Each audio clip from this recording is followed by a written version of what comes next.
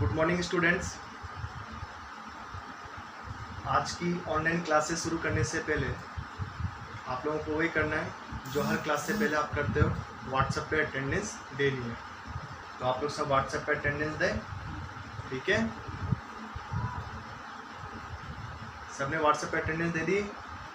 फिर इसके बाद में आज की जो ऑनलाइन क्लासेस है उसे शुरू करने से पहले मैं आपको ये बता देता हूँ कि कल की जो ऑनलाइन क्लासेस थी या इससे पहले की जो ऑनलाइन क्लासेस थी इसमें मैंने आप लोगों को पढ़ाया था सोर्सेस ऑफ मिडाइवल पीरियड, ठीक है। तो सोर्सेस ऑफ मिडाइवल जो पीरियड है, मध्यकालीन जो युग है, कि उसके कौन कौन से स्रोत हैं, ठीक है। तो मिडाइवल जो पीरियड है उसके हम लोगों ने सोर्सेस पढ़े थे, दो सोर्स, एक था आर्कियोलॉजिकल और दूसरा था हमारा लिटरेरी, ठीक है। और अब हम उसके बारे में ब्रीफ में पढ़ेंगे आगे से। अब देखो आर्कियोलॉजिकल सोर्सेस, ठीक है, अर्थात पुरातत्व स्रोत। तो पुरातत्व स्रोत क्या होता है? The study of history through the materials remains of human life is known as archaeology. इसका मतलब यह है कि मानव जीवन के जो अवशेष हैं, मानव जीवन के जो अवशेष है उनका आज के समय में जो हम अध्ययन करते हैं, जो हम पढ़ते हैं, उसे हम क्या कहते हैं? पुरातत्व, अर्थात आर्कियोलॉजी। अर्थात पहले के समय में जो भी मानव के जीवन से संबंधित सामग्री है, उन सामग्रियों की जो अवशेष जो हमें वर्तमान समय में प्राप्त हुए या अभी हो भी रहे हैं, हमें उन सब का जब हम अध्ययन करते हैं या हम उसके बारे में जानकारी प्राप्त करते हैं, उसे हम क्या कहते हैं? आर्कियोलॉजी, अर्थात पुरातत्व। सच सोर्सेस, अर्थात ऐसे स्रोतों में monuments, painting, sculptures, inscriptions and coins.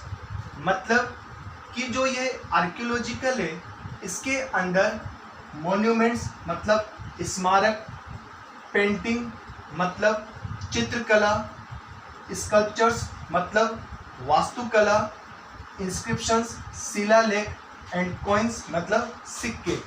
तो ये सब चीज़ें जो हैं वो क्या है? आपके आर्कियोलॉजिकल सोर्स के अंदर सम्मिलित है।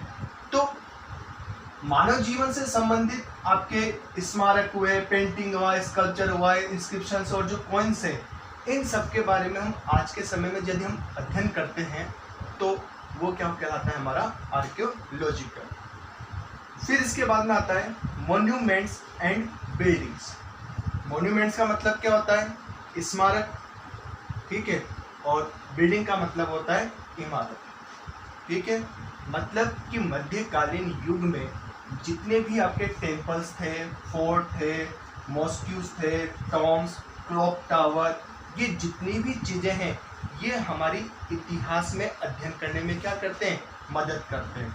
अर्थात मंदिर, किला, मस्जिद, मकबरा, क्लॉक टावर, ये जितनी भी चीज़ें हैं ये सब हमें क्या करते हैं? इतिहास के बारे में हमें जानकारी देने में हमारी क्या करते हैं? सहायता प्रदान करते हैं। या हम ये भी कह सकते हैं कि इन सब चीज़ों से हमें इतिहास के बारे में जानकारी प्राप्त होती है। Famous monuments of medieval period, अर्थात मध्यकालीन युग के प्रसिद्ध स्मारक कौन कौन से थे? हुमायूं टॉम, अर्थात हुमायूं का मकबरा, कुतुब मीनार, मॉस्क्यूज अर्थात मस्जिद, और मस्जिदों में भी कौन सा? कुवैत उल इस्लाम और जामा मस्जिद। ये उस समय के क्या थे? मध्यकालीन युग के प्रमुख स्मारक थे। इसी तरह से red fort, Lal Qila, Taj Mahal, Hoysaleswara temple, जो कि ये जो होयसलेश्वर जो टेम्पल है ये आपके कर्नाटक में स्थित है। और ये सब क्या है? एक फेमस मॉन्यूमेंट है, अर्थात प्रसिद्ध स्मारक है, जो कि आपके मध्यकालीन युग अर्थात आपके मेडिवल पीरियड में बने हुए थे। ठीक है। और जब हम इन मॉन्यूमेंट्स को जब हम देखते हैं या फिर इतिहासकार इन मॉन्यूमेंट्स के माध्यम से इसका अध्ययन करते हैं, तो इसके अध्ययन से हमें ये मालूम पड़ता है कि इस मेडिवल जो पीरियड है, मध्यकालीन जो युग है, उस समय श्रमिकों की वास्तु जो कौशल है वो किस प्रकार की थी, ठीक है। अर्थात उस समय के वास्तुकला का हमें ज्ञान होता है, ठीक है।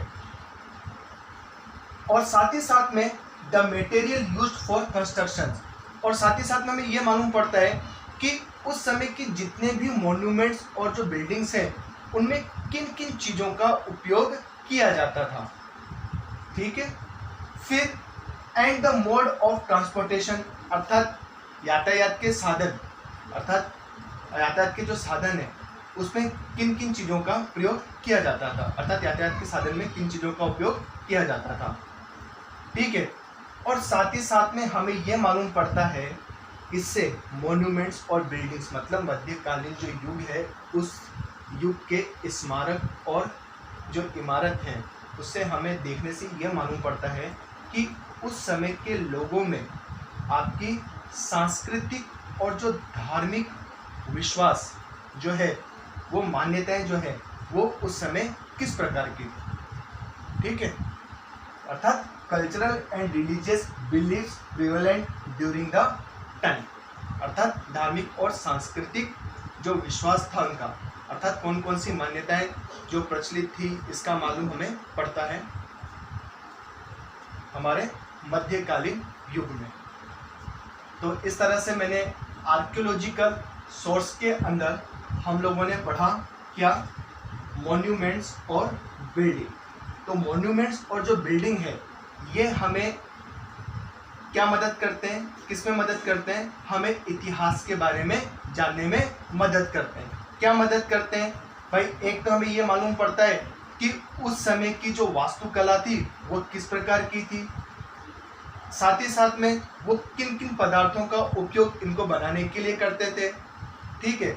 और यातायात के कौन कौन से साधन थे ये भी मालूम पड़ता है, और साथ ही साथ में उनके धार्मिक और सांस्कृतिक जो मान्यताएं जो प्रचलित थी उसके बारे में भी हमें मालूम पड़ता है, इसमें मॉन्यूमेंट्स और बिल्डिंग्स के माध्यम से, ठीक है।